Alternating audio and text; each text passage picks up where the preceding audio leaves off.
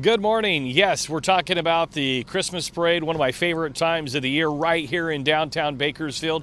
We're trying to make sure everybody gets those entries in because the deadline is coming upon us next week to get your entry in. October 24th, 4:30 is the deadline. So we want as many floats as we can pack here in downtown Bakersfield to really celebrate the festive season. And we're also talking about cinnamon rolls this morning because there are a lot of costs to go into putting on this Christmas parade.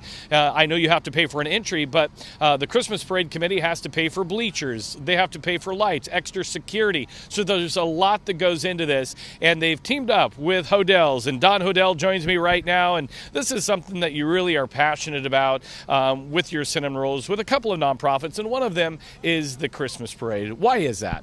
You know, we've always been community oriented, and we will continue to be. So is the parade. And so we love supporting whatever we can, whether it's Alzheimer's or the Christmas parade. Count us in, Bakersfield.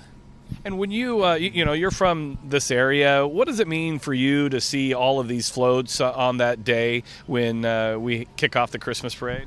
It's fun. It's hard to believe it's here. The older I get, it seems like time just flies by. And so starting off the holidays with a pumpkin cinnamon roll is really going to be a lot of fun. So talk a little bit about these cinnamon rolls. They're not your average cinnamon rolls. We all know they're delicious and gooey, but a little extra on the frosting this year? You know, it's got a pumpkin twist to it, and I always like to just give them a little shot in the microwave. It kind of brings them back to life.